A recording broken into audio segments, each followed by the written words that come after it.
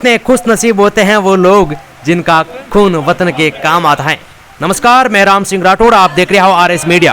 देश की सरहद पर रक्षा करने वाले और सैनिकों और वीर शहीदों की भूमि के रूप में देश और दुनिया में प्रसिद्ध शेरगढ़ विधानसभा क्षेत्र के देवनगर गांव की शहीद माधो सिंह इंदा की सीता भी आग अभी ठंडी पड़ी नहीं थी कि दूसरी दुखद खबर सामने आई है, जिसे सुनकर हर किसी की आंखें नम हो गई। जी हाँ साथियों, हम बात कर रहे हैं सोलिका तलाक के सेना में हवलदार जसवंत सिंह, जिनकी पार्थिव देह आज सवेरे जब तिरंगे में लेपटी सेना के ट्रक से जब पैर तक गांव सोलिका तालाब पहुंची तो जिसने भी यह नज़ारा देखा उसकी आंखें नम हो गई और बारिश की बूंदों के बीच मां भारती के इस लाडले सपूत को अंतिम विदाई देगी। सोलिका तालाब गांव के सेना में हवलदार कलरक का बीमारी के चलते अस्पताल में निधन हो गया, जिनकी पार्थिव देह उनके पैतृक गांव सोलिका तालाब पहुंच, जहां पर पूर्ण सैन्य सम्मान के साथ उनकी अंत्येष्टि की गई।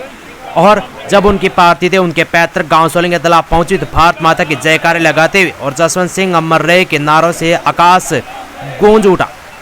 सेना की टुकड़ी के द्वारा सैन्य सम्मान दिया गया और परिवार के लोगों ने मुखाग्नि देकर पार्थिव देह की अंत्येष्टि की और कुछ ही देर में पार्थिव देह पंच तत्व में विलीन हो गई। जसवंत सिंह के पिता बुद्ध सिंह भी भारतीय सेवा में हैं और अब जो है सेवानिवृत्त हैं।